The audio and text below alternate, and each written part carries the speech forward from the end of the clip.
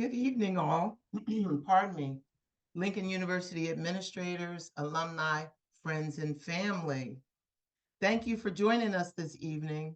Welcome to the National AALU Women History Month celebration.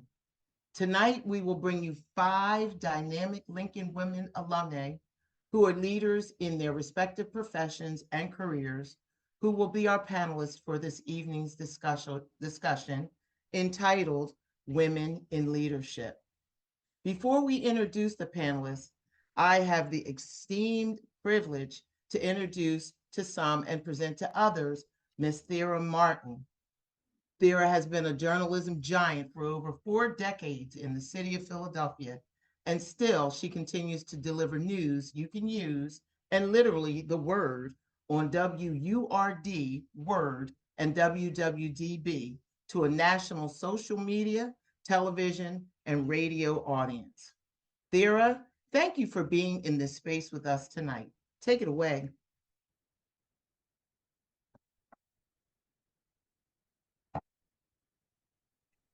We are delighted to be here this evening and so excited for this occasion. Welcome, welcome everyone to this very special virtual presentation of a celebration of outstanding African American women, all alumni from Lincoln University.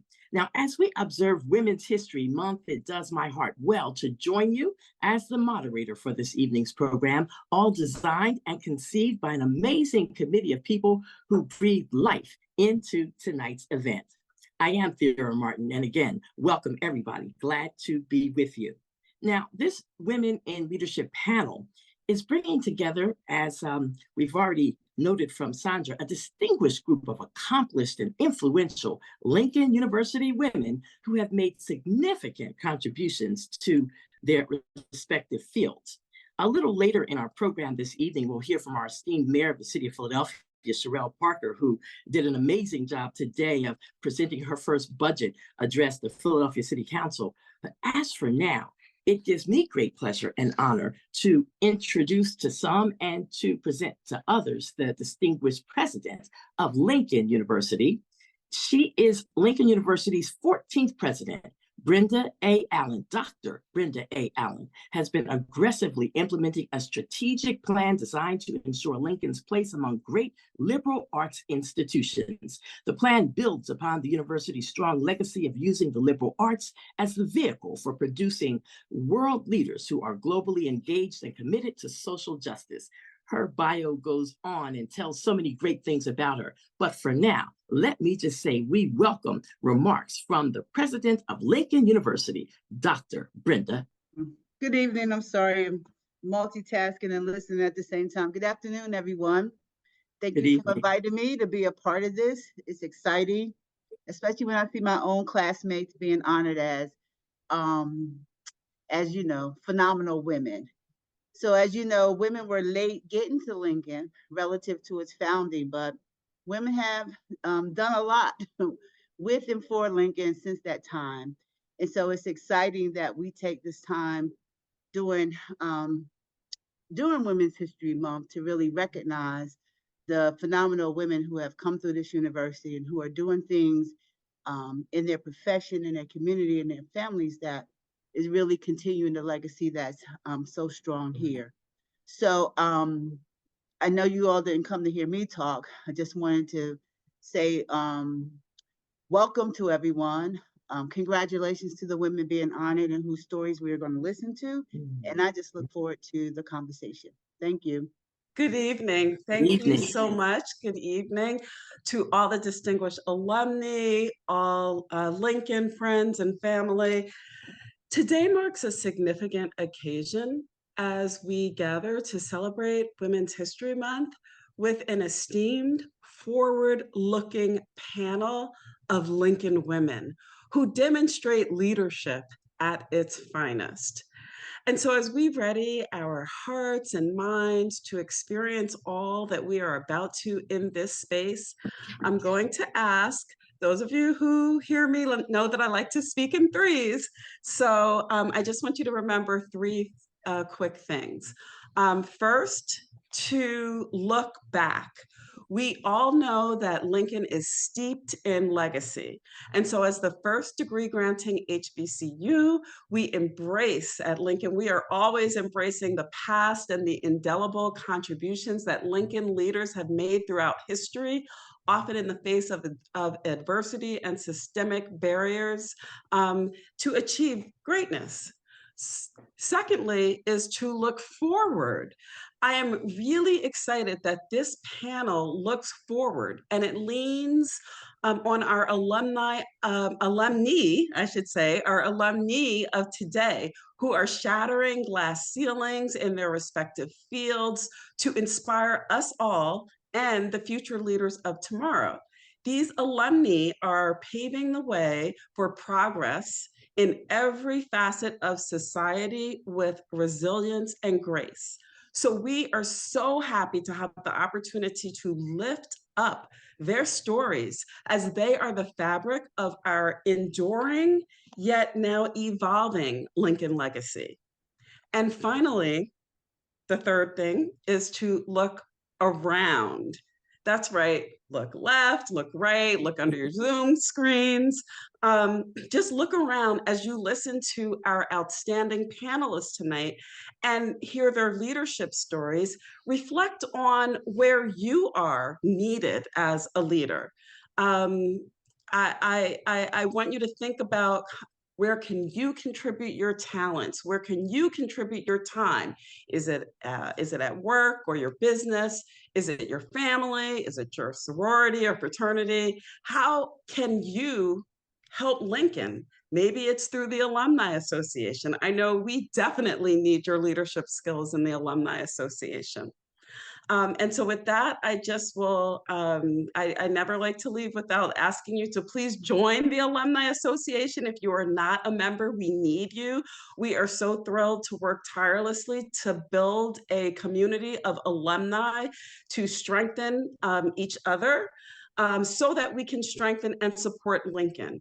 We do that in so many different ways, but tonight I want to thank our visionary program committee for pulling all of this together, where we are truly proud to do this tonight by lifting up the leadership stories of our alumni as a crucial part of the Lincoln legacy that is now and forever. And so with that, I thank you and I turn it back over. Welcome. We're glad to have you on board with us for this Women in Leadership panel, bringing together a distinguished group of accomplished and influential Lincoln University women who have made significant contributions to their respective fields. I'm excited. At this time, as we move our program forward, it's time for me to start introducing these distinguished ladies that we've gathered for this presentation. And after I give each intro, we'll give introductions on everybody, and then each lady will have a 2-minute opportunity to give a brief background of how you want to explain yourself and where you are today as a woman leader. So let me start with Dr. Carsonia K. Wise Whitehead, class of 1991. She's a professor of communication in African and African American studies at Loyola University, a 3-time New York Emmy-nominated documentary filmmaker, and the award-winning radio host of Today with Dr. K on WEAA 88.9 FM in Baltimore, Maryland. She's also the founder and executive director of the Carson Institute for Race, Peace, and Social Justice, and the founding executive director of the Emily Francis Davis Center for Education, Research, and Culture. Our first panelist, Dr. Carsonia K. Wise Whitehead, and we are so glad to have her. I'll give you all the introductions, and then we will go back, and each of the panelists, as I said, will have 2 minutes to do their own introduction in their own way. Terry R. Roddery, class of 1989. She found her passion early for nonprofit work and the art of raising funding to ensure their endurance. She's worked with the Public Broadcasting Service in Washington, D.C., and served as the Director of Development for the College of Human Services, Education, and Public Policy at the University of Delaware. Ms. Roddery understands what it takes to climb the ladder in an organization. She started her career at the United Way as a campaign associate for the United Way of Delaware and is currently the CEO of the United Way of Southern Chester County. Our third panelist that we want to tell you about this evening is Reagan Farley, class of 2012, co-founder, has achieved great success as a digital creator and a public relations master. Ms. Farley has worked with Fox Broadcasting Company, NBC Universal, Def Jam Records, CBS Television, and PS Media Talent. She's wrangled talent for red carpet events such as the NAACP Image Awards and the BET Hip Hop Awards. She is the co-founder of the Credo Group and CEO at Reagan Farley Agency. Our fourth panelist is the Honorable Judge Shillingford, a member of the Lincoln University class of 1981. She was appointed to the Court of Claims by New York Governor Kathy Hochul after having served as an acting Supreme Court Justice in Kings County. Immediately preceding her appointment, she was the Chief Assistant Corporation Counsel for Criminal Justice at the Office of the Corporation Counsel for the City of New York, and served as one of the legal advisors to the federal monitor in the Floyd versus the City of New York Stop and Frisk federal court litigation. And then we have Dr. Nadia Blackman, class of 2000, a master educator with over 24 years of elementary and special education in both urban and suburban school districts. Dr. Blackman earned her education degree in human services in 2014 with a dissertation focus that explored the underrepresentation of African-American women in educational leadership positions and the potential impact on student achievement, particularly for students of color. Currently, she serves as an adjunct professor at the University of Virginia with the School of Education and Human Development and is employed with the Georgia Institute of Technology, Walden University, and the University of Maryland Global Campus. It is time for you to hear now from these outstanding panelists one by one to give their own version of an introductory before we jump into the discussion. So let's go back to the beginning with Dr. Carsonia K. Wise Whitehead, class of 91.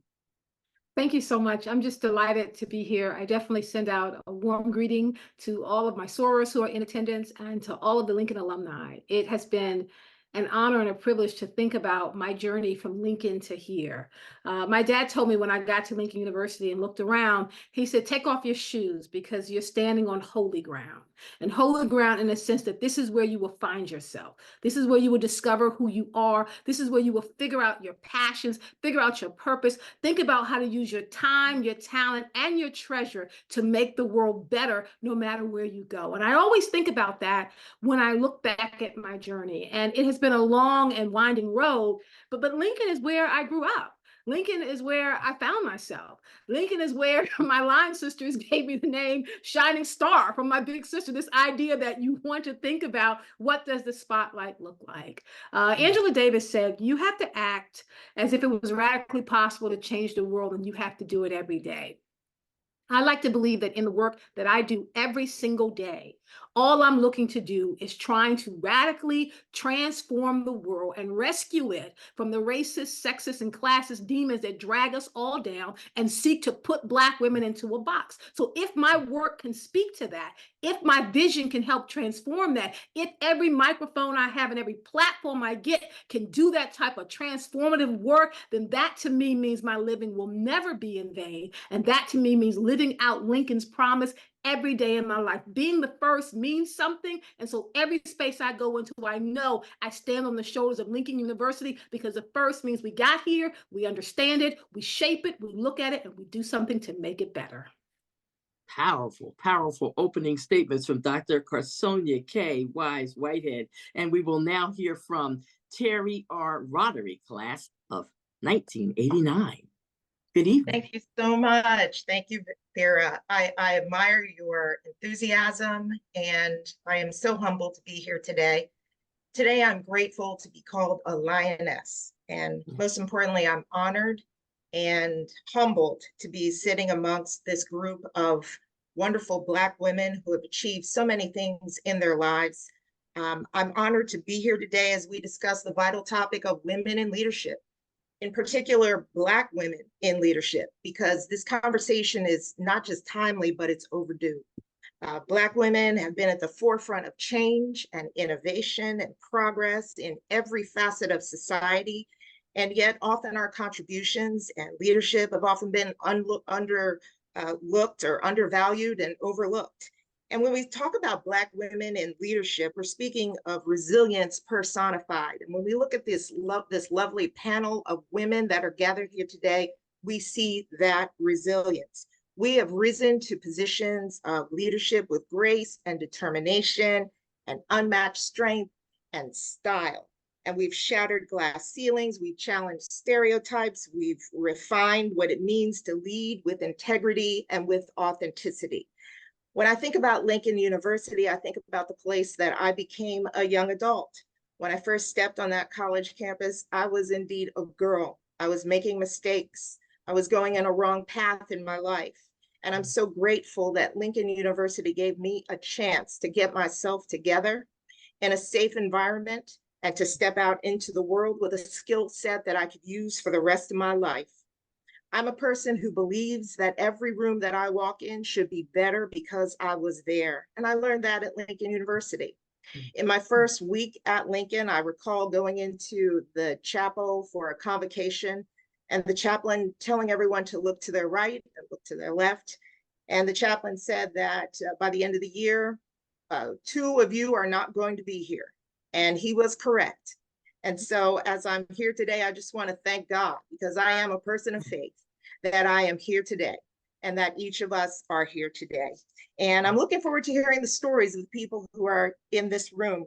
But most of all, I'm looking forward to what happens after we leave this place. And I hope together we'll continue to work towards a future where every Black woman has an opportunity to fulfill her potential and to lead with dignity and respect and equality. Thank you for having me here. And thank you for calling me a lioness.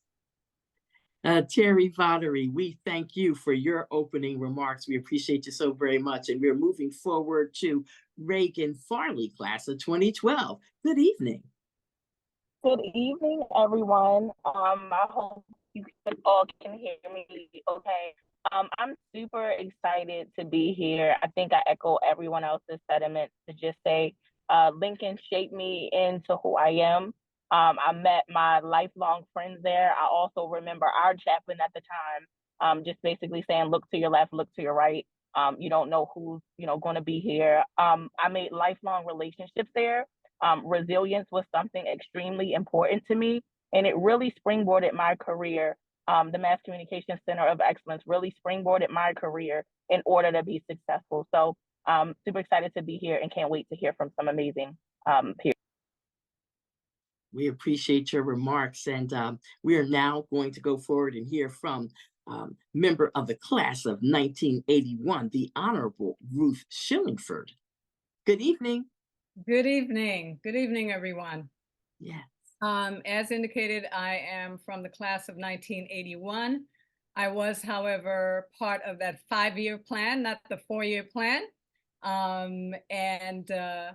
Really and truly, Lincoln enabled me to deal with many, many of the things that I encountered in life, in law school and during my career. I am the daughter of a woman who started working at the age of 14, had me at the age of 17, raised 2 kids by herself, emigrated to the United States from Dominica, left us in Dominica so she can have a better life. So, when I hear everything about immigration and all of the things that are being said, it's really, it really hits home to me. Lincoln was my home, and it continues to serve me as we sit here today. I am so honored to participate on this panel with these magnificent women, and I'm looking forward to the discussion tonight. Thank you for having me. And we are thrilled to have each of you, as the Lincoln University Alumni Association presents this virtual Women in Leadership panel discussion. We're inspiring conversation tonight as we celebrate the achievements of Lincoln University alumni in honor of this Women's History Month. And I'm excited now to hear from Dr. Nadia Blackman, representing on behalf of the class of 2000. Good evening. Good evening, everybody. I'm super happy and super humbled to be here. I honestly don't know where I would be as an educator if it were not for Lincoln University and the late Dr. Thomas, who was the chair of the education department at that time. I am so excited to be among my Lioness Sisters of Lincoln University and of course my sorors of Alpha Kappa Alpha Sorority Incorporated. The power of women for me started honestly with my family, with my mother and my grandmother and my aunt. I learned the power of women from a very, very, very young age. Those values that I was taught about myself and about the pride that we have to have in ourselves and in knowing who we are was really magnified and solidified through my experience at Lincoln University. On my very first day of class was freshman convocation. And I don't know if they still do this, but we got these little orange and blue cards that we had to keep with us everywhere. And it had an African proverb on it that said, I am because we are, and because we are, therefore I am. And that has carried me through my entire journey as an educator, really seeking to pay that experience that I learned at Lincoln University forward, working with diverse populations, specifically working with neurodiversity and STEM, understanding special needs populations even better so that we can build greater and more inclusive communities of beautiful people of color, beautiful neurodiverse people of color. And so I'm just really, really thankful to be here. I'm super humbled to be among these outstanding women, and I can't wait to hear what everyone has to say about their experiences in leadership. Thank you. Thank you. And now that we have heard just a bit from each of our outstanding, amazing panelists, it's time to jump into the discussion. Let me just tell everybody who is on this virtual program we're doing tonight, there are so many outstanding questions. It's going to be hard to get to all of them. And I really don't want to repeat questions, but this one, I'm feeling like I need to, or we need to hear from each of our amazing panelists. Were there specific challenges that you faced as a Black woman in your field, and how did you overcome it? If each one of you could do that for us and respond to that question, and we'll go back to Dr. Carsonia Whitehead to start, and then we'll hear from Terry, and then from Reagan, and then from the Honorable Ruth Schillingford, and then again we'll come back to you, Dr. Nadia. Thank you. So Dr. Carsonia. Yes, so I've had 3 careers. If you count being a student, that really could be a 4th career because a PhD is like going back into a job and starting at the bottom. But when I moved into my first career after I moved to New York, I was a filmmaker. And going to work at MTV, working in a place that there were very few women who were in positions of power. I was producing Puff Daddy's show, working in a very volatile, probably extremely misogynistic environment. Because Black women were not respected, because Black women were seen as props, it was very difficult to be taken seriously and never to be seen as someone who had talent, who had ideas. I felt it was best for me to leave. So instead of trying to negotiate around kind of the blockades that Puff Daddy and Benny Medina had put up, I went instead over to a PBS affiliate and became a documentary filmmaker. So in that instance, the best path forward was the path away from the misogyny and a path to where I could be respected. I then, when we moved to Baltimore, I became a school teacher and I taught middle school social studies. And in that sense, because I'm in Baltimore City, Black women have a lot of space when it comes to being within the K-12 environment. And that was a really healthy environment. But I moved into the academy. I went back and got my PhD, started at at Loyola University, Maryland, which is a PWI, which is the exact opposite of the environments that had nurtured me, where I found myself, and being one of only 5 or 6 Black women in a department that had never had Black people, tenured, had never had Black women, and really did not know how to make space and room for Black women, sitting in a room where I would come up with an idea And then one of my white male colleagues would say the same idea, and you would think he's giving the cure for cancer. Like it's exactly what I just said, but not being recognized, fighting all the time in my department for 15 years until I finally branched off to found my own institute at Loyola. And when I became a full professor at my institution, only 4 Black women have ever been a full professor in the 170-year history. And all of us work there now. So I'm in a field where there are only 2% of the Black women who are full professors in the entire academy. So it is about fighting, it is about taking up space, but it's also about surrounding yourself with a community of people who believe in you, who love you, who support you, who see you, and then you don't look for that validation in your job. You recognize that the job is simply just a job. It is not who you are. It's what you do to get paid. It's not what you do to get made. And that's how I tend to approach it. Now, for Terry Voddery, we know that you too understand what it takes to climb that ladder in an organization. Can you share with us any specific challenges that you may have faced just because of the color of your skin and being a woman too in your field? Absolutely. Throughout my career, I have consistently, for some reason, found myself in rooms where I was the only Black person, the only woman, constantly surrounded by men who are much older than me, men who had long careers in corporate America, and here I come in this room.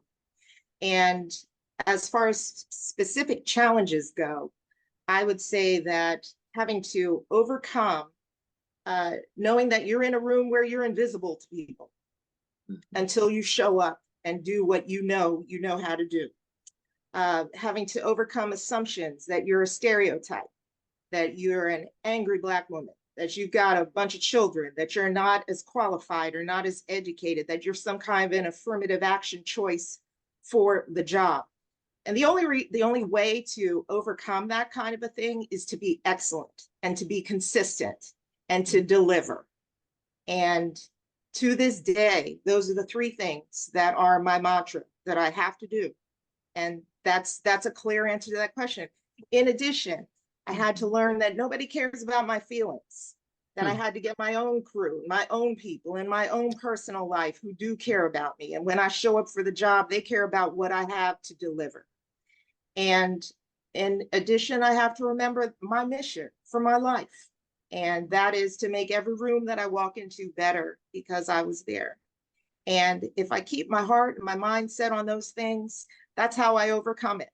Other people's problems are other people's problems. People are going to see you for however they're going to see you, and they have to deal with that, and they have to face God on that for themselves. But as for me, I'm going to be excellent. I'm going to be consistent. I'm going to do what I came to do.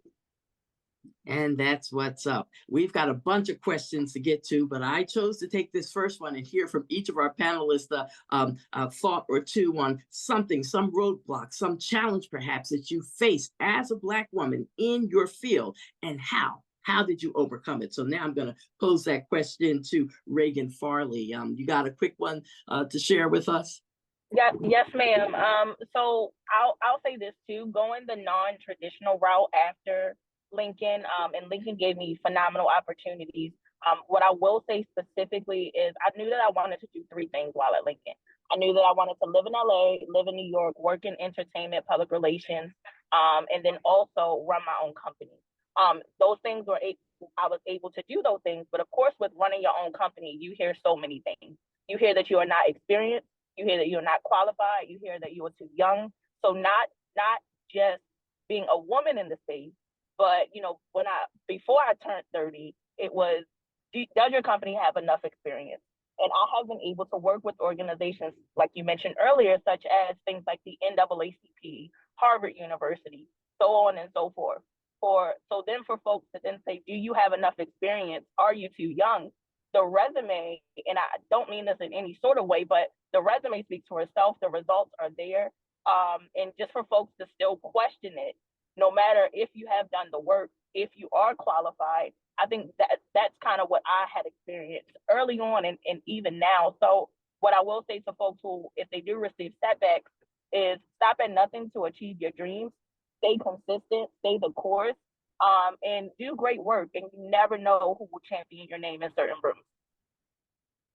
And thank you for sharing that. And when I think about the field of law, in fact, you know, we hear the saying all the time, it's a man's world. How long have we been hearing that as women? How long have we been hearing that as people? I think there's still a large majority of folks that believe, oh, it's a man's world. And so then that would mean there would be challenges in the field of law when someone would go that route. And we're now talking about the Honorable Ruth Shillingford, judge. Any challenge or one or two that you might share with our viewing and listening audience this evening, Judge, about, you know, the whole thing, being that Black woman in the room in your field, and how did you overcome it? So I think with respect to the field of law, being the Black person is a huge part, because there are few Black men who are lawyers, few Black women who are lawyers. When you start talking about judges, even fewer. And so, you know, one of the first things that I experienced, quite frankly, came from Georgetown, when I was in a room, constitutional law, where the issue that was raised by a white student was every single Black person who was there came in because of affirmative action, and having to deal with that. And so you start there. Of course, I responded to that.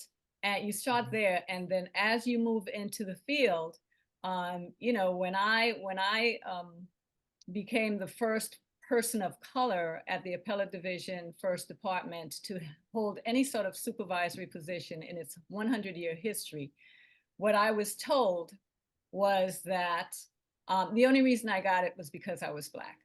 Okay? When you get on the bench, the approach is a little bit different.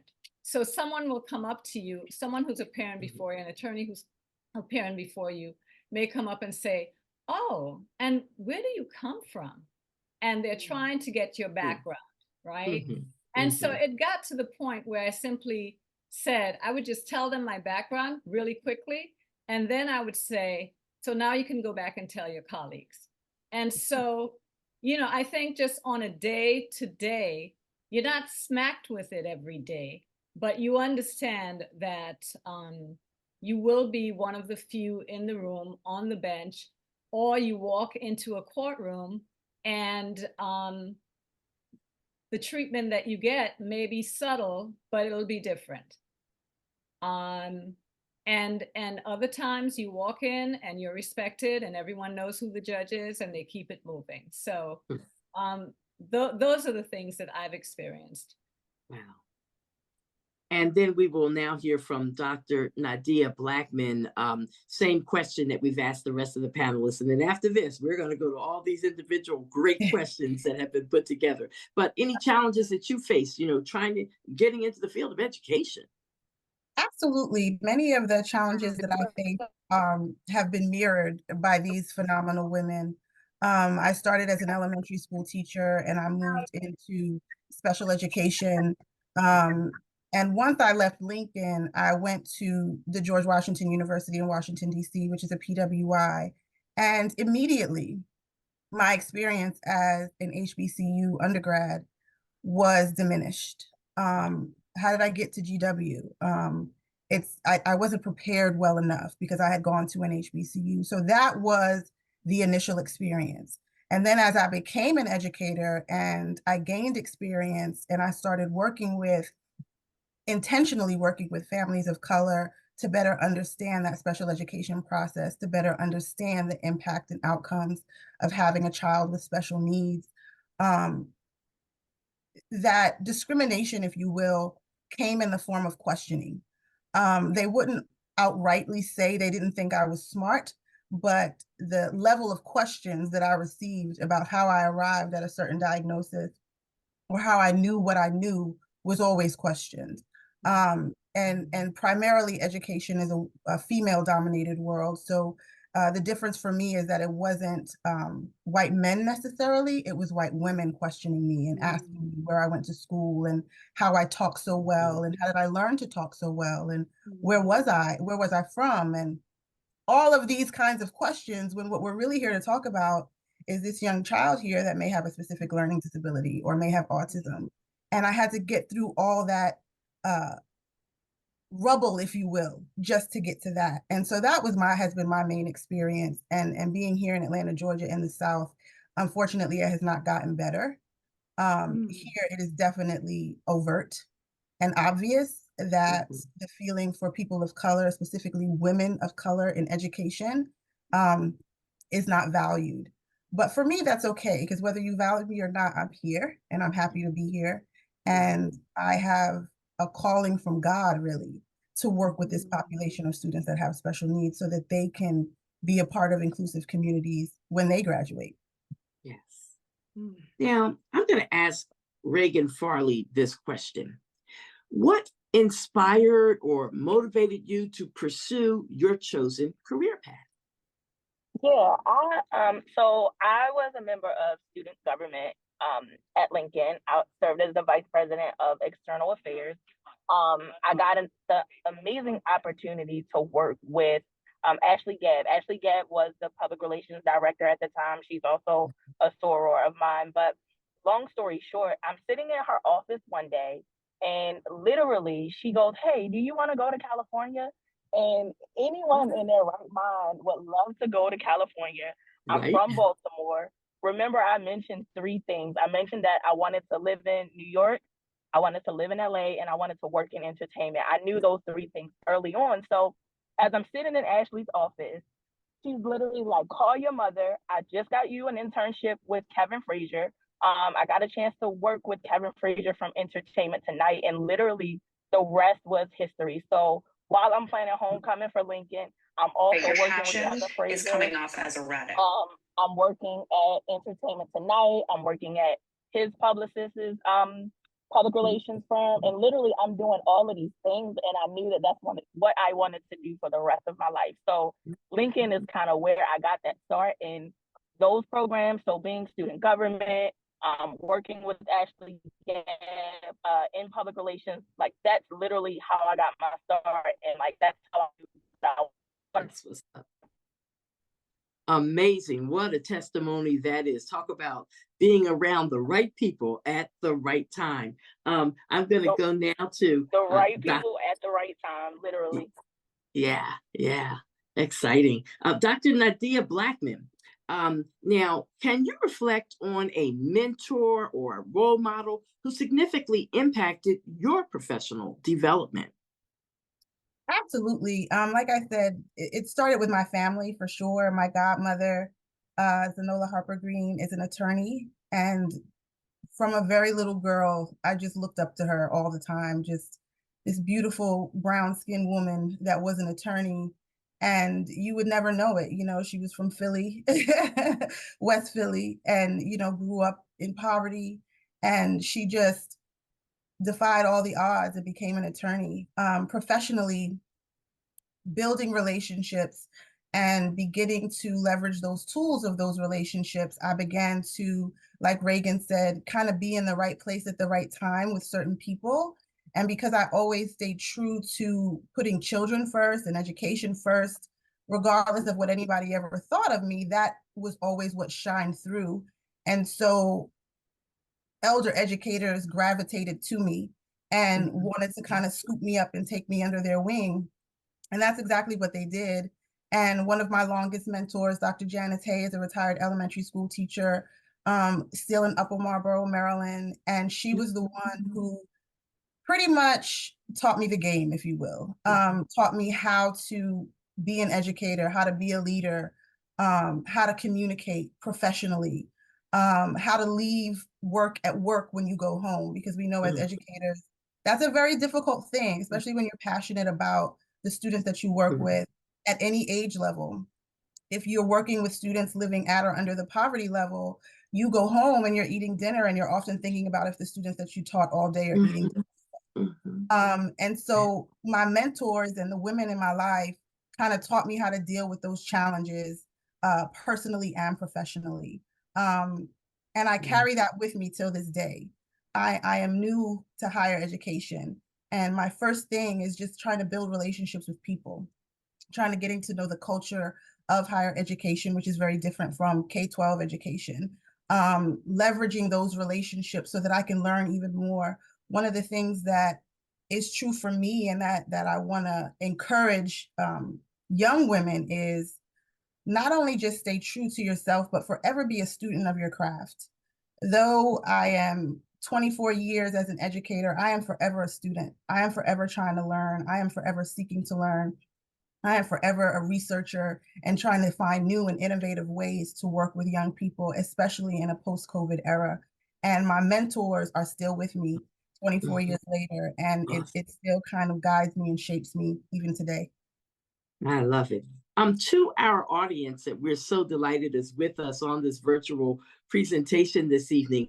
If you have great questions in your head that you're thinking, Theory, you didn't ask the question I want to ask, yes, jot your question down, because in a little bit, we will have a portion of our program that will be dedicated to questions and answers from those of you in the audience. So make sure you don't forget your question, all right? You hold that question to you so that we will hear it in just a little bit. And Karen Nicholas will let me know when we are prepared to get those questions and open up the floor for the answers. But right now, to Dr. Parsonia Whitehead, I want to ask, were there any particular skills or experiences that you found crucial in reaching your current level of success? And remember, Dr. Whitehead is an author, a professor, and an expert in African American history. So it was at Lincoln where I decided to major in history. This is after a long path of trying every single major that was out there. I was trying to find out where I fit. So some majors I tried to choose, some majors obviously didn't choose me. I knew I wasn't going to be a doctor of medicine. I knew that I was never going to be a chemist. So my world started getting very small when I started to think about what I had a passion for. And I had a passion for telling the stories about our people. I wanted to be a historian of African American history. I wanted to master the art of being able to dig into the archives, to be in the annals of history and find our stories and uplift them. And I started doing that at Lincoln. I knew I wanted to use every medium. So I was the editor of the school newspaper when I was at Lincoln University, and being able to find stories on campus, put them on the paper and put them in the paper and know that they were being shared. That is something that helped me to understand that you have to begin to find the stories that you want to tell, and you have to be able to tell your own story. One of the things that I did at Lincoln is I was able to study abroad. And that was probably the most transformative experience of my entire undergraduate career. Being able to go over to Kenya, to spend some time backpacking through Kenya, to take a year away from school and go from Kenya to Uganda, to go down into Zimbabwe, to go to Zambia, to just backpack and find myself. But what it taught me to do, it taught me how to stand on my own 2 feet. It taught me how to look within myself for answers. And it taught me how to trust my instinct, because sometimes there's no one out there that's going to champion the work that you're doing. There's nobody out there that's going to support the work you're doing. You have to be able to support yourself. You have to be able to champion your own story. And I took that in to everything I did. I often think, what would have happened if I'd gotten into one career? Like I call those people like they're journey people. Like they go straight, they do their BA, MA, PhD, get into their career, and they're there for like 20, 30 years. I'm very impressed by those people, because that is absolutely not my journey. I tend to follow career paths where I'm passionate at that moment. Like I was passionate about being in television. So I'm like, I've got to go to New York. I've got to go and work in MTV because I want to tell stories on television. I want to be in that environment. Then I was passionate about teaching young people. Okay, I want to be a school teacher. Let me explore that. I'm like, okay, I want to go into the academy because I want to study Black women's history, and I want to look into the archives and really find our diaries from that time and talk about them. So every path that I've taken has always been about what is it that's setting me on fire at that moment. I mean, that's what Dr. Carter G. Woodson wrote about in The Miseducation of the Negro, that we have to be set on fire and then be loosed into the world, because the world needs needs the work that we are doing, that our lives are meant to answer a question that the world has been asking. And so for every step I've taken, it's like, what is the question that the world is asking at that moment? And how do I rise to the occasion to answer it? So my work now focuses on trying to answer some of America's most pressing questions around race, around class, and around gender, and doing that through my Carson Institute. Like, these are the questions that need to be answered, but every experience I've ever had, every skill that I've learned has helped me at this moment. And that's why I believe something that Hattie McDaniel once said, like, I just tried my best and God did the rest. So I just kind of show up at the experience knowing that whatever I have to do, God has already put it inside me, and he'll just dig it out at the moment when it's needed. I know that's right. I know that's right. We are so glad to be having this program this evening, Women in Leadership, and an amazing discussion with a group of panelists that it just are above all others that I've seen all year, this year thus far. And we certainly want to hear more from each of these ladies, even after the night. I'm already thinking about how I can grab them for my cable television show or for my radio program. But the next question that I want to ask, and this question I would put to Terry Vatary. Again, she's an entrepreneur and advocate for women in business, right? So, Terry, what advice do you have for aspiring Black women professionals who aim to achieve success in a field like you're in, business? That's a tough field. I would say the key word is build. Build bridges and don't burn them. I'd also say that who you are when you're outside of the workplace matters. So always carry yourself like a lady, or carry yourself in a way that that shows dignity, and make relationships. Don't be afraid to reach out and ask someone a question that's outside the box. Sometimes I just ask people that are doing something that I wish I could do. How do you do that? Can you show me? Bring me along. I'd also say that it never hurts to do something that's unusual for your life. And I'm going to say personally, I recently joined a kickball league just because I needed something to do physically, because you got to take care of yourself physically and have a little fun.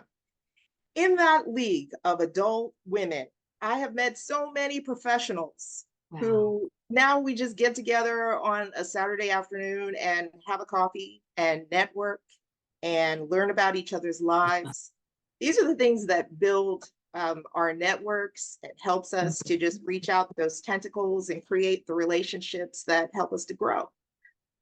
So no man is an island. And just because you're a business professional doesn't mean that your entire 100% life has to be about business. Get out there and do something out of the box, and you'll be surprised what comes your way. Very interesting and great points to make. The part about the health and having something new to do that might be outside of your comfort zone. I do believe that's another bit of advice that more of us probably should follow. It's great to be success in your career and to do all of that, but to also know how to unwind, which really is a great segue into my next question that I'm going to put to the Honorable Ruth Shillingford. How do you continue to learn, particularly once you get to the level of being a judge? I think a lot of us think, oh, once you get to be a judge, that's it. That's the highest pinnacle you can go to, from being an attorney, you become a lawyer first, and then to become a judge.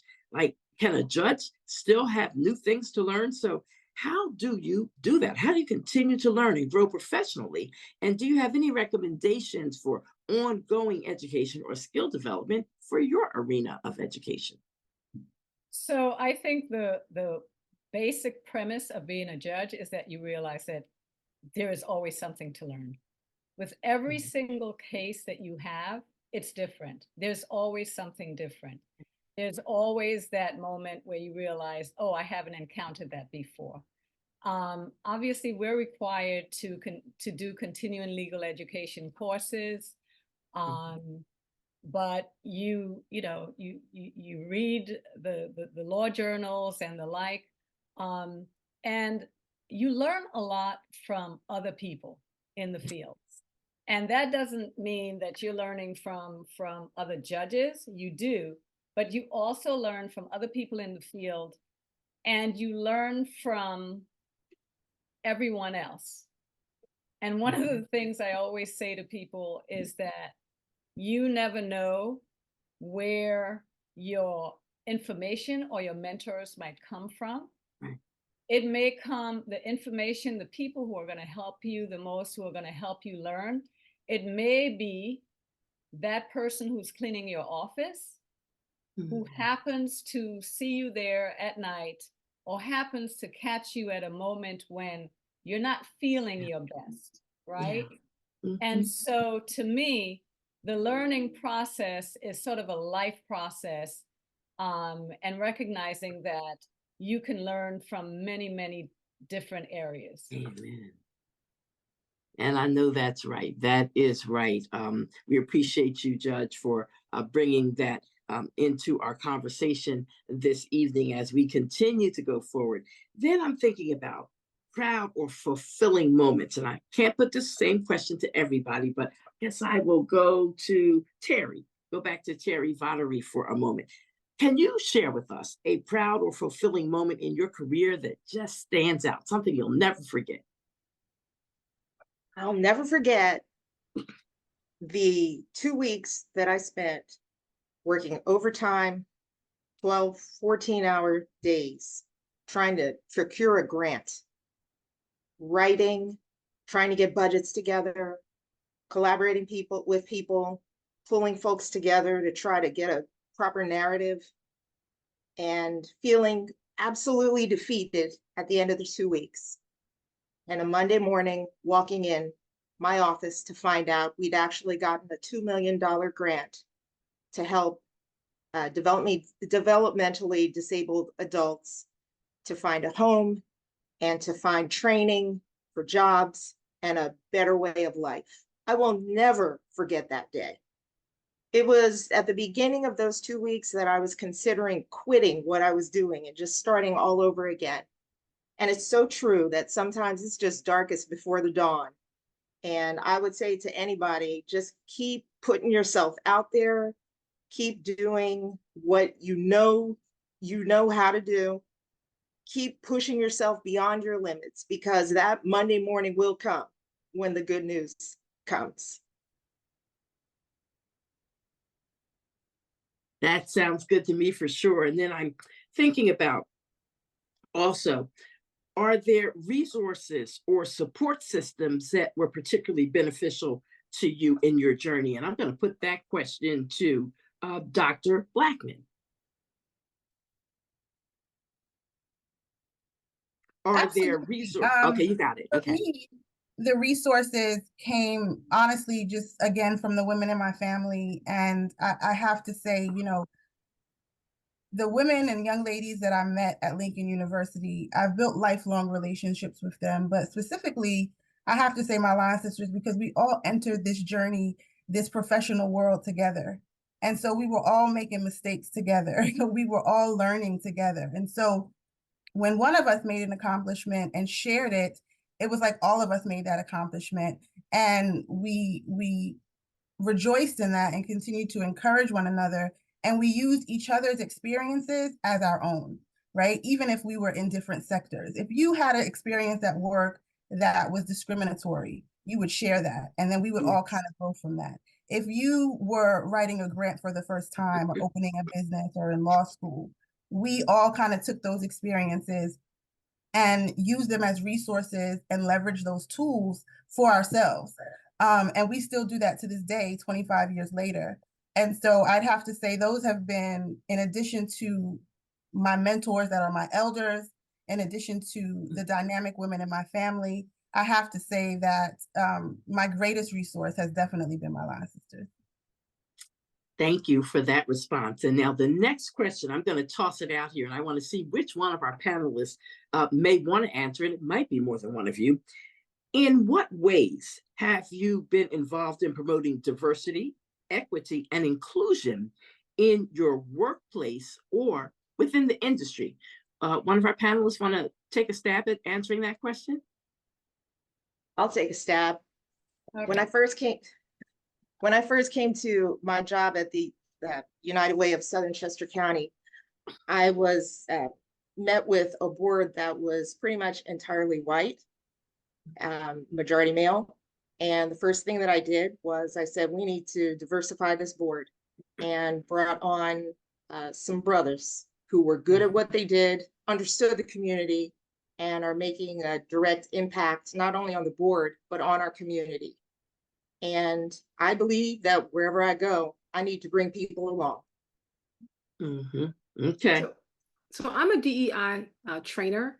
And so I work with K-12 schools around the country. And it's actually, I do diversity, equity, inclusion, and justice. Like we like to add that J in on there so we can understand that even with diversity, equity, inclusion, if there's no justice, nothing's ever going to change. I tend to focus that work more on what's happening in K-12, because I think we have to create environments where culturally responsive teaching is a part of the culture. And now that we're in the midst of this horrific political situation where over 1,900 books have been banned in the last 2 years, books primarily written by and about Black women, by and about members of the LGBTQIA community, by and about brown women, that we see that there's an attack on both the knowledge that's being shared and the knowledge that's being taught, because we know that there's also a ban on teaching Black history. So this DEIJ work is both dangerous, it's treacherous in certain parts of this country, but it's also necessary.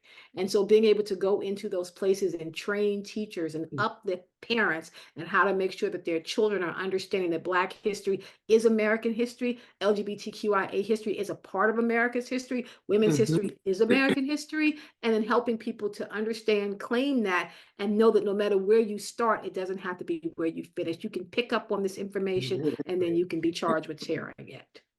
I like that end point that you just gave. Where you start doesn't have to be where you end. It's about encouragement and motivation tonight as we do this Women in Leadership panel discussion. And it wouldn't have been possible without the Lincoln University Alumni Association putting together this virtual Women in Leadership activity tonight. And so we are prayerful that everybody who is on the line and checking us out as we do this presentation, you're enjoying and getting the messages and getting the information that is being shared.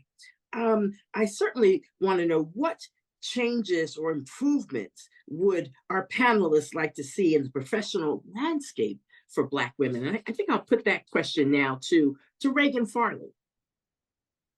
Yeah, I think what I would love to see as an improvement for Black women is I'm definitely still going to go with the notion of pay. I think that that's extremely important in making sure that women are paid fairly and compensated as well as possible. And also opportunities.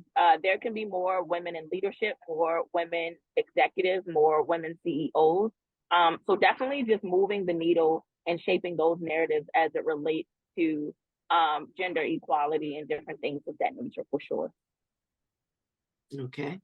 Now, I'm going to go back to the Honorable Judge Ruth Shillingford, and I want to ask her, how do you navigate and overcome any stereotypes or biases that you may encounter in the field of law? The first thing is to ensure that I'm prepared. So no one can challenge your education. No one can challenge your skills. You have to, one of my mentors told me from way back that always make sure I'm more prepared than everybody else. And I've always carried that with me. And I think that it's important that young people who are getting into the field understand that no matter what, perceptions are going to remain.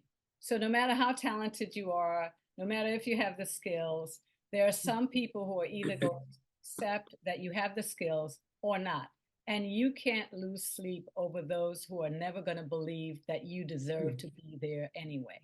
And you just have to keep moving. And that's my basic perspective. It sounds good.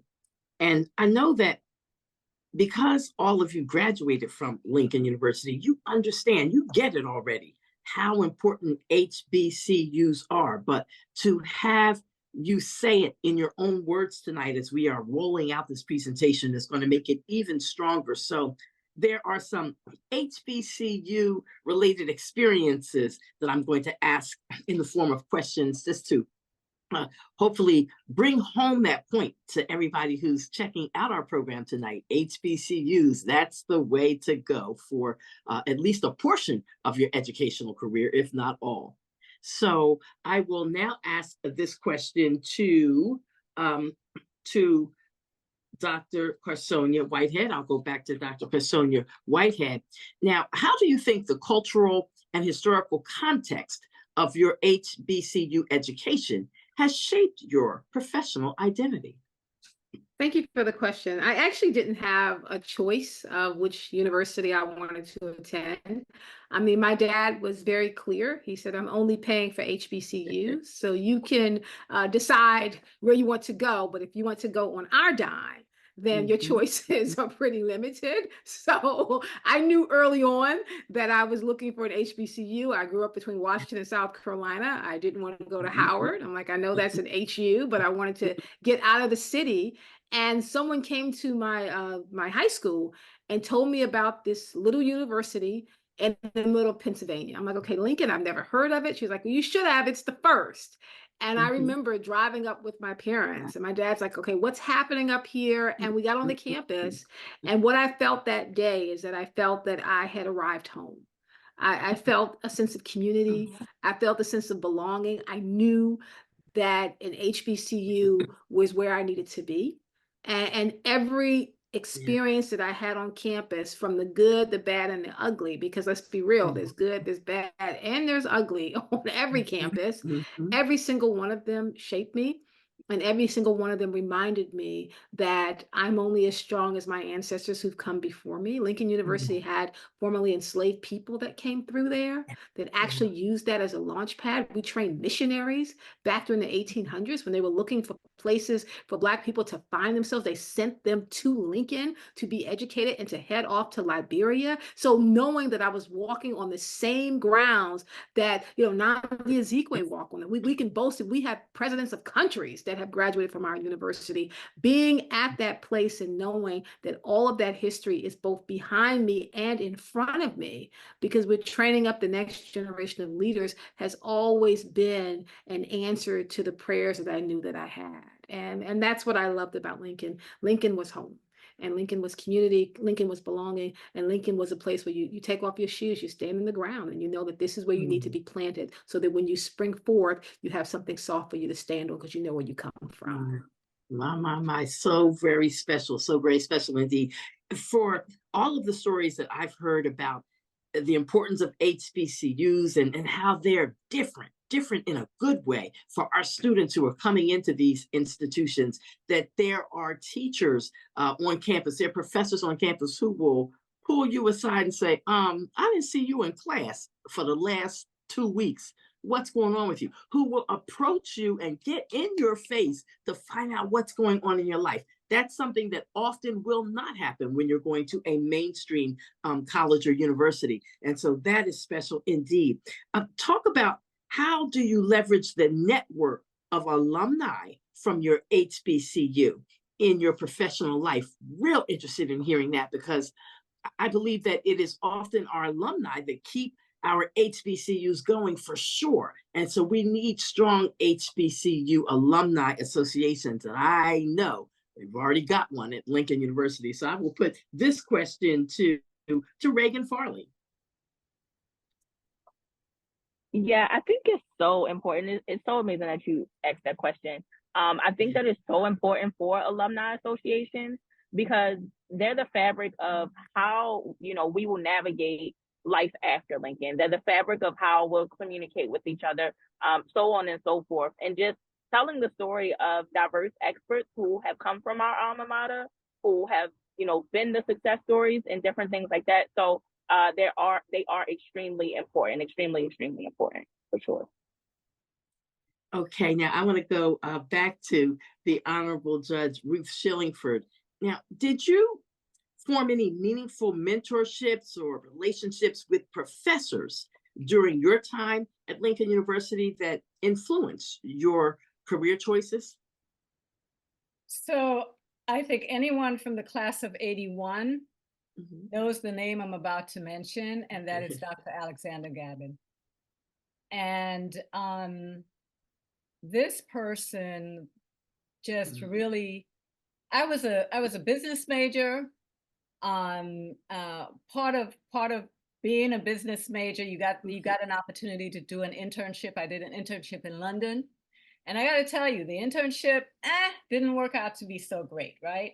Dr. Gabin still turned it around in terms of, okay, when you're writing these papers about what is or isn't being done correctly with this organization, explain what the solutions are to what you're learning. And Dr. Gabin had high expectations of all of us. And that's all you can ask for, right? And he was someone who truly believed in us. And I will never forget his influence and will forever be grateful for what he gave me in terms of belief in myself, working hard, and expecting the most from myself and the rest of my classmates. Okay, thank you, Judge. Dr. Nadia, now, have you had an opportunity to be involved in initiatives or efforts to give back to your HBCU or support current students in their career paths, mentoring? Definitely in the way of supporting up-and-coming students, specifically through Alpha Kappa Alpha Sorority Incorporated, the Epsilon New Chapter at Lincoln University, helping the young ladies that have come through there, mentoring them immediately after graduation, and kind of what that transition can look like and feel like, because for many of us, it can be very confusing, right? Because you had a major, you worked really hard, now you graduated and you're not really sure what to do with that unless you were doing something very specific like education or nursing or engineering. And so working with those young ladies to mentor them and encourage them with things, everything from writing your resume to completing an application online to preparing for your interview or supporting you through writing your graduate school essays. Just having someone there, I find, is encouragement enough, knowing that you're supported, knowing that this is not something that you have to go through alone. And that's one of the things that I absolutely adore about Lincoln University, is that it's not an overwhelmingly large school. So the relationships that you make last you a long time, even beyond your own graduation year. I've met so many young people since I graduated in the year 2000 that have come through Lincoln that have maybe called me or reached out to me for support. Everything, like I said, from applying to graduate school or applying to a job to really supporting a child that they have that might be special needs. What does that process look like? What do? I don't know what to do. And so I'm an educator that seeks to serve. My whole role as an educator is to be a servant leader.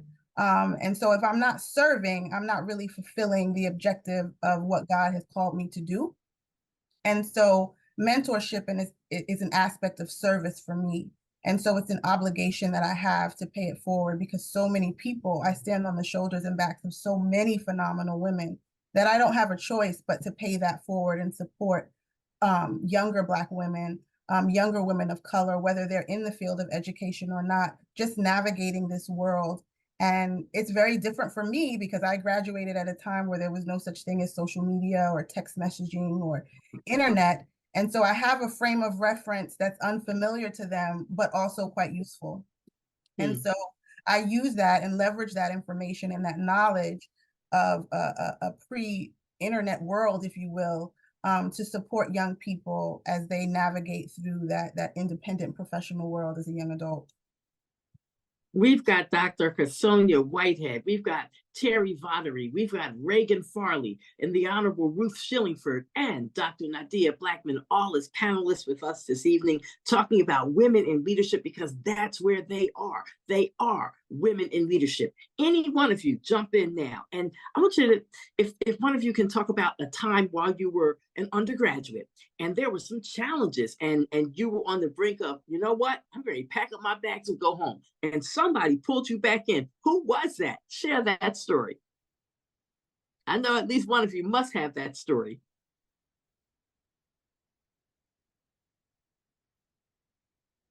So of our panelists, you all were really that steadfast and focused. There was never a hiccup along the way where you thought you might have to pack up and go home and maybe try again later. You know, there may have been hiccups, right? Mhm. But it never occurred to me that I was going to leave Lincoln. I just, you know, I mean, I had a lot of very good friends, a good support system, but Mhm. my mother was not letting me come back home. I heard that. And I think because of the support system, whenever, you know, we all went through certain things. You can't go through Mhm. Mhm. certain things. But I had no intention of leaving. And so what I did was graduated in 5 years instead of 4 because I chose to do the internship and Mhm. things like that. But it never occurred to me that I was going to leave. And that is so wonderful. And from the fact that nobody else responded, that says to me again how important HBCUs are, the support systems that are already in place there to help our students along the way. And that's certainly a message that we want to carry as we get through this evening. Now, in what ways were there other supportive community at Lincoln to contribute to your overall growth and success? I guess I'll go back to Terry Vonnery, entrepreneur, for that one. I just feel as if I need to name the name, Gladys Willis, Yeah. who I don't know if any of you remember her, but she was a mentor to me. And I think just her as an individual was enough to inspire me and to keep me at Lincoln. And I think there's not a month that goes by that I don't think about her and think about how tough she was on me and think about that day that I graduated and I was about to leave the campus. I was still in my cap and gown and she found me and grabbed me by the arm and she had tears in her eyes. And she reminded me to always remember Lincoln University and to remember her and to remember the standard of excellence that she put in us. So I just felt the need to say that tonight. Wow, that is special. And anybody else that feels the need to name the names, name the names of the shoulders that you stood on to get you through, to get you where you are today. Yes. I have a few actually. So I'm gonna go back to Ashley Gabb. I'll do Dr. Walton. I'll do Miss Sims, who at the time she actually used to be in charge of the radio station. I'll do Dr. Balaji. He was the dean of mass communications at the time. And then also I'll stop with Isam Mujahid, who was student life and development, our advisor in SGA. And then also Mr. Stowe, Desmond Stowe. So many people along the way at Lincoln shaped me into who I am today. And I am always forever grateful to that for sure. So I'll name some names too. Dr. Jane Bond Howard, who is the cousin of Julian Bond. She was a mentor to me while I was in school. She is the one that really laid out a pathway for me for Black women in history. Reg E. Walker. Anyone who's from my class remembers Mr. Walker, who was a counselor who used to have the Forerunners group that I was a part of, who took us to Africa, which was amazing going to Ghana with him. Dr. Richard Winchester, who was in history, got me on fire for thinking about history.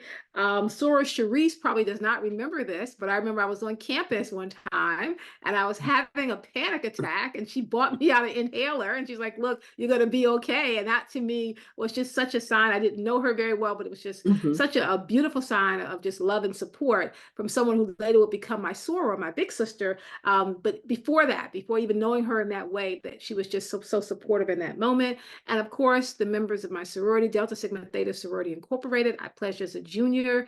And it was, for me, one of the highlights of my Lincoln experience to be a Delta woman. I'd always wanted to be one from the time I arrived at Lincoln. So having the ability to do that and then being able to meet sorors all over the world as a result of being launched into that sisterhood. My line sisters and I are still very close, celebrating 35 years. And it's something that without Lincoln and being able to pledge Delta, a part of my life would not be as complete as it is today. I love it. I love it. balancing the traditions and values of Lincoln University with the demands of being the professionals that you are. And again, going back to that whole conversation around supporting alumni association, supporting the Lincoln University Alumni Association. How do you do the work balance thing and still not forget where you came from in terms of your undergraduate education? So I guess I'll go to, who haven't I heard from of late? We'll go back to Dr. Corsonia. How are you able to balance it, and are you able to balance it? Are you able to give the time back to Lincoln that you would like to in the Alumni Association? No, because I'm horrible at balancing anything. I just want to be very clear. I don't know how to juggle. I'm always dropping things. I don't practice self-care very well. I believe in radical self-care as a testament, as a promise, but not necessarily as a direct action.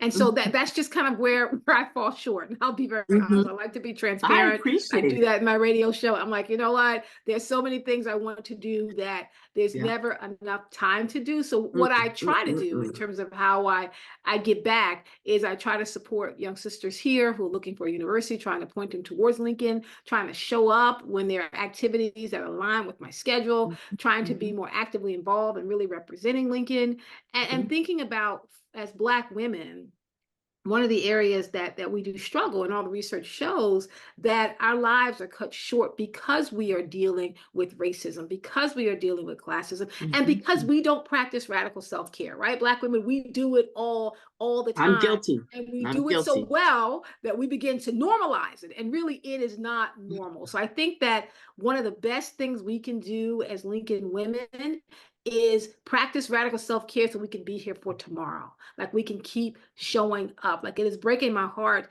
when I go on Facebook and I see so many Black women I know my age who are going to sleep and never waking up. We're running on their head to see how the end is going to be. So I think that radical self-care piece, it means you may have to let some balls just drop, but taking care of yourself first, I think that's something that I'm trying to consciously practice. My. The next question I will put to Terry Valerie. Now, how do you navigate corporate or professional spaces as a Black woman, drawing on your experiences from Lincoln? Ooh, that's a great question, Thera. That's something I ask myself every day, actually. Because I work in Southern Chester County, which is so close to Lincoln University, often when people introduce me, they say, oh, here's Terry Votary. She went to Lincoln. And whenever someone says that, I have to pull my shoulders back a little bit because I remember where I came from. I remember Gladys Willis. I remember my instructors. I remember the standard of this place. So that's always a reminder to me to be excellent, to be consistent, and to do what I came here to do. I thank you for your response. Now, for Reagan Farley, have you faced any misconceptions or stereotypes in your career? And how has your HBCU education helped you to address those stereotypes? So Reagan just had an emergency and had to step off. She couldn't find you on the chat, on the participant chat. So she is so sorry, and she left me her information to share. Okay. Okay. Well, and we appreciate that. Then I will put that question to Judge Ruth Shillingford.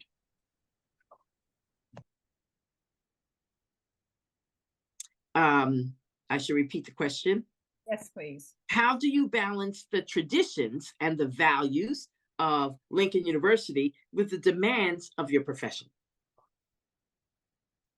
So the basic values and traditions of Lincoln involve, showing up in an excellent way. You never want to embarrass yourself. And so I think in the profession, you always understand that based on having gone to Lincoln, that you belong. And that you have the skill set to be successful. Mm. Even when you might have doubts yourself that at a particular time, whether or not you're able to do something, you convince yourself that you can do it, because we all went through things at Lincoln where you just said, listen, I have to push on. Yeah. And you did. And Mm-hmm. so for me, having had that experience and having had the nurturing at the time to help me through the different experiences, all those things have enabled me to be able to you know, when you talk about you stand up and you're like, hey, I got this, that comes from Lincoln. That partly comes from Lincoln. Got it. Got it. Now, this question, if each of our 4 remaining panelists would like to answer this, we would love to hear from you. Advice that you can give to current students at Lincoln University or at any other HBCU. For those considering attending HBCUs, advice that they can use for stepping up to success in their careers once they get to that point. So each of you ladies, if you would give a bit of advice that will be good for everybody. And we'll go back to Dr. Casonia Whitehead and we'll take it down the list. Thank you for that. Thinking about advice, that's a question that I receive a lot. Like, what advice would you give, for whatever pathway that someone has? It's something that I think about as a mom who has a 23-year-old and a 21-year-old son. So I am constantly trying to advise them, to gently push them, to use, a hook to pull them back onto the path, and to keep pouring advice into them. So I would say 2 things, and both of them I learned from my dad. One of the things he told me very early on that I've repeated to students and I've repeated to my sons more times than I would like to admit, that when you fall, and you're going to fall, when you fall on your back, because if you can look up, you can get up. This idea that when you get to college, you're going to fall down. It's not if, it's when. And you have to understand that we all have those moments when we fall. The difference is we have to get up and keep moving. And that once you get up and you keep moving, then it becomes advice number 2. Then you have to consciously practice every day to run toward the person you want to be. I like to see myself as an incomplete story, that at this moment, there's only a comma at the end of my sentence. And that when I get to the end, like my Nana would say, when I run on ahead to see how the end is going to be, that's when the period is put on. I can either do the work to make sure that the period at the end of my story is one that I want it to be, or I can consider myself that I'm going to live in other people's dreams and they're going to put the period there. And either way, the story is going to end. I like to be in control of how my story gets told. So every day I show up, it's adding another line, another chapter, another verse to the story that eventually gets told about me. I'm back at Dr. Nadira now. Advice that you can give to young people who are in an HBCU right now, maybe at Lincoln or another HBCU, or contemplating that decision. Oh, you can't hear her. I'm sorry. Okay, there we go. I would say 3 things. Like I said earlier, consider yourself forever a student of your craft. Never think that there's nothing left to learn, because there's always something to learn. So consider yourself a sponge and constantly soak up what's happening in your environment, because how you start is certainly not how you're going to finish, right? So those first few years after graduating is a learning experience, navigating your profession. Soak it up, build those relationships, get to know people who are doing it and doing it well, seek advice from them. One of the things that I did that one of my mentors advised me to do was to journal.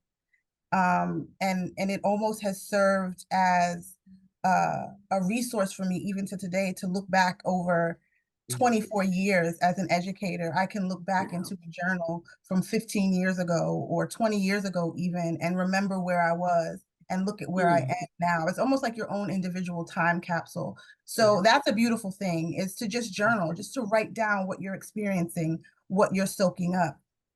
And if you're constantly a student, if you're forever a student of your craft, you're constantly seeking to pay that forward too. And so try to do that. Try, as you're moving up in the ranks, always have somebody right there. My mentor always used to share with me, good leaders make good leaders. And so you're not a good leader if you're not making and training and preparing younger leaders, because you won't be here always. So part of that is building those relationships, getting to know people. And I just go back to that very first class I took, freshman convocation, and that little card that they gave us. I am because we are, and because we are, therefore I am. I can be the best educator in the world, but if I'm not supporting and building future educators, then I'm not doing the best thing.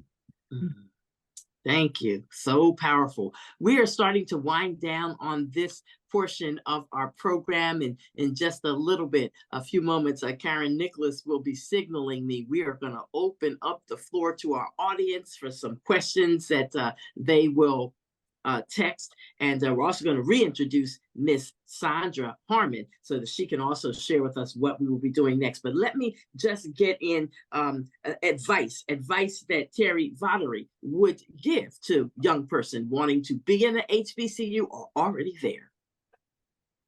I would say invest in your relationships, because it's at your time in the HBCU that you will meet people and begin relationships that can last a lifetime. Be careful who you get yourself connected with, because they can bring you up or they can pull you down. And that's the most important thing.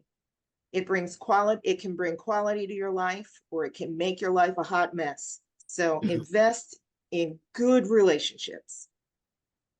Good relationships. That is so important to the success of a student in college. I know you're right. I know you're right. And I want to get a bit of advice again from our judge, the Honorable Ruth Shillingford, something you would leave with young people who are already in school at an HBCU or headed that way. So I would say that there is no such thing as perfection, but you must give your real best. Okay. And that understand that you have a village. Yes. And use them. That would be my advice. Solid advice for sure. We have a village, and we need a village to continue in our communities, whether we're in Philadelphia proper, whether we are up at Lincoln University or any other college campus, particularly our HBCUs. We've got to have that village for our young people, and we have it. We have it when we're with HBCUs. So right now, I am delighted to reintroduce and present to everybody who is on this program with us tonight, Sandra Harmon. She is the co-chair for this evening's program. Sandra? Hi, thank you, Thera. So we're just going to move along to the next part of our program. That was great, wasn't it, everybody? You know, throw your hands up. Let's give a big round of applause. Those questions and answers were outstanding. So next, I'm going to bring Carol Black from the class of 68 to the program, and we're going to do something a little different right now. Are you ready, Carol? Yes, I'm here. Can you hear me? Yes, we can. And thank you for this really ingenious piece that we're going to do right now. Take it away. Yeah, I am just absolutely delighted that a friend of mine has joined us this evening, and her name is Patricia Red Johnson. Now, she is Lincoln's class of 62. Now, when I entered Lincoln in 1963, I had very few mentors in terms of women. But her reputation, came. I mean, I knew of her and all the wonderful things she did. And I really did walk in her footsteps. And so we are just honored that she happens to be online tonight. We talk often. She's been sending students down for recruitment purposes, high school students. She herself has been a professional in education and in private schools. And I think she's retired, although I'm not sure. Not But quite, Pat, you yeah. may want to you may want to tell them about your early experience at Lincoln and how you Okay. happened to get to Lincoln. Okay, first of all, I'm so happy to see everyone, and the speakers on the panels have Mm. given great answers to anybody who's listening to this, because it's a hard road to travel when you're a female and you're the first one to do this and the first one to do that. And they're always going after you. No matter what you say, they're going to go after you. So you stand tall. And Lincoln University does give you that background and that kind of strength of self. And that's what really helps you move along, because you learn how to get along with males and females at Lincoln University. I had to have 500 males and 2 females when I went to Dorothy Salawodi, and I went to the school. My sister Binky, Deborah Red CA, actually came in 1958. We were at Temple University. My mother had a nervous breakdown. We had to go to a school that was cheaper, so we had a scholarship from the governor of Pennsylvania. And so my father's best friend, and my father's name is Aspinwall Hodge Red. He went to Lincoln. He graduated class of 34. My grandfather went to Lincoln and graduated in 1897 from, yes, I know, and then 1900 from the seminary. And so for us coming into the school was a real shock in one sense, but it wasn't in another, because Daddy's friends would come to visit us in Philadelphia, and they had all graduated from Lincoln University. So we grew up with many Lincoln University parents.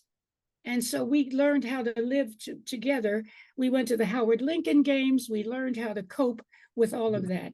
The most interesting thing was you had to learn how to get along with boys, because there were only 2 girls, and some women, or girls who were, their parents were faculty members. And so they could stay with someone on the campus. But my sister Binky stayed with Alfred Farrell, who at the time was Daddy's classmate, class of 34. He was the head of the alumni department, and he also was the head of the English department. And so Binky stayed with Uncle Harold, that's what we call him. And a couple came up to me on the campus and said, we know Patsy, we know Binky. And she said, you were looking for a place to stay, Patsy. And she said, we'd like you to stay with us. And I said, I had been knocking on the doors of everybody, trying to get a place to stay. And I was knocking on the doors of African Americans, and this couple was not African American. And they said, we would like you to stay with us. I said, I'm thrilled. And so they were Quakers. And I learned how to be a Quaker, because we would go to Quaker meetings. And it was a different environment for me altogether. But let me say 3 things fast. One is that Carol Black's first husband went to elementary school with me, Billy Adams. Billy Adams beat me in math all my life. I was so mad with Billy Adams. When I first met Carol, I said, I hated Billy Adams because he beat me in math throughout my lifetime. That's first one. Second one, a woman that I was mentoring at the Hotchkiss School in Lakeville, Connecticut. And my real job was to be director of admission at the Dalton School in New York City. It's a private school. And then a senior associate dean of admission at the Hotchkiss School, which is a boarding school in Lakeville, Connecticut. But before that, I was a teacher for 17 years in New York City.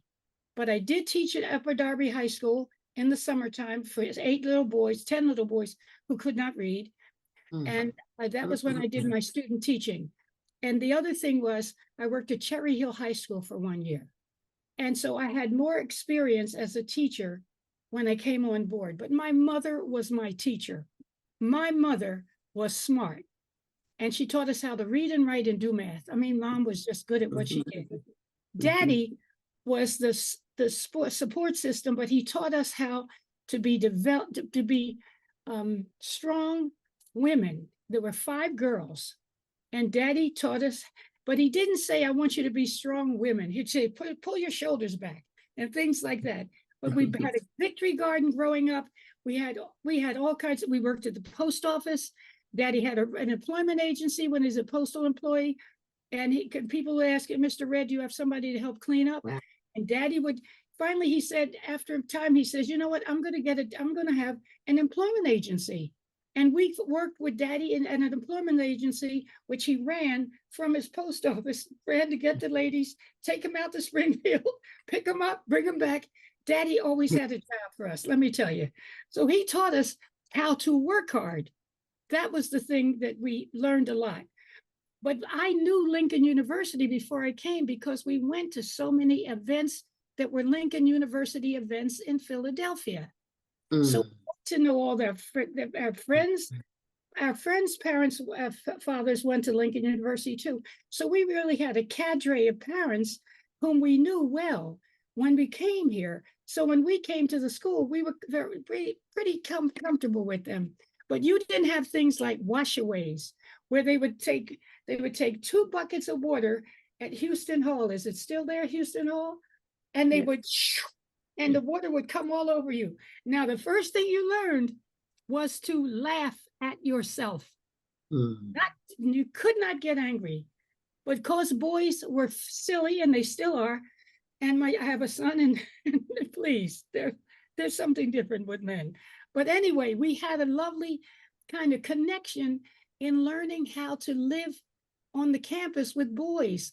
Do you know that one boy told me, Eddie Mandeville said to me, Patsy, and he's still a friend. He said, Patsy, I'll stand outside the bathroom so you can go to the bathroom. There was only one big building, and it was University Hall, okay, in the gym. It was nothing, okay? And Eddie stayed there until I went to the bathroom. That was in the winter, because I could, but in the summer, I could run across the field to Vale Library, because there were bathrooms for men and women. That's what it was like going to Lincoln University. But I have to tell you, they were some of the smartest kids. Those guys were so wicked smart, and they expected a lot from all of us. That is what you will learn about an HBCU. They laugh and they joke, but they don't play. They mean for you to get up and walk off that campus and know something, and know you're going to begin to be a leader. That's the way it was. Thurgood Marshall went here undergraduate. He went to graduate at Howard, but he went here. Patsy, Patsy, there's a question. There's a question they want you to answer. What's that? What was it like being one of 4 women? First of all, you were, let me tell you, you had to and Patsy was a beautiful woman. Let's put it there. No. I had a boyfriend in Philadelphia, for New Jersey. Okay, he was okay. Okay. All right. That was number one, but you got a lot. I used to date Mitty Lambright, and he was Stephen Fetchit's son, for example. Brilliant, the guy was brilliant. I mean, first of all, they were handsome boys. Let me tell you now. But let me tell you something that's going to be silly. This is not intellectual. They had a thing where they made, when you get an A, it's an ace. Okay. So they were saying what boys were 1s and what boys were 2s, and I said to them, "You mean to tell me you are comparing yourselves to who's the best looking one?" I said, "Why aren't you thinking about who's the smartest one?" Well, they knew the smartest ones. Everybody knew who was acing the place. We all knew that. And they were gods, because they were acing everything.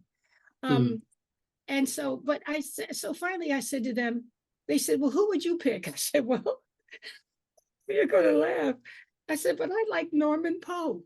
They said, "Why?" I said, "Wait a second. His skin is brown." I said, "He's got lashes up to there. He has a perfect face, beautiful lips. He's a gentleman and a scholar."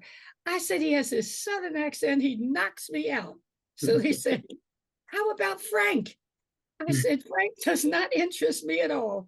First of all, he's my color, which I don't like. I like brown-skinned men."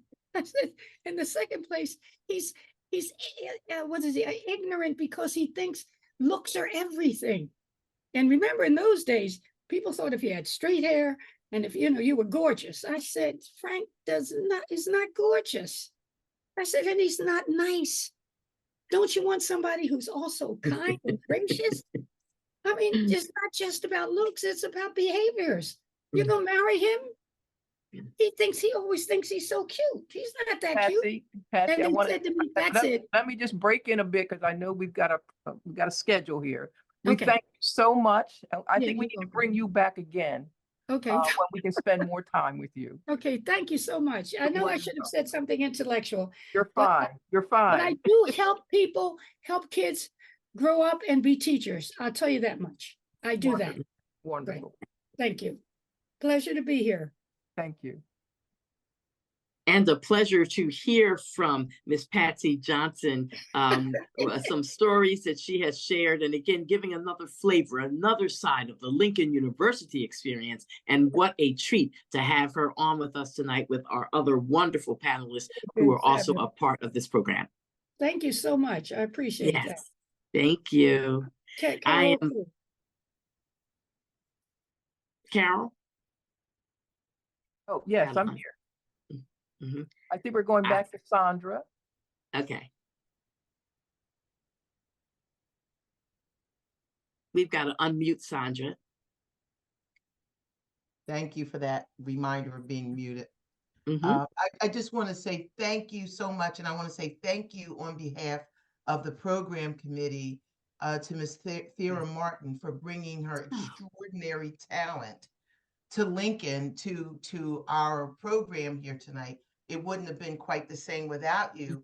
And you've been a groundbreaking discussion creator, and we really appreciate that. I also want people to know that there was a time during our Lincoln history that Thera Martin was a visiting professor. And for those of us who had the pleasure of loving the sweet sounds from WLIU, Thera also had a hand in helping us to enjoy that as well. So thank you so much, Thera.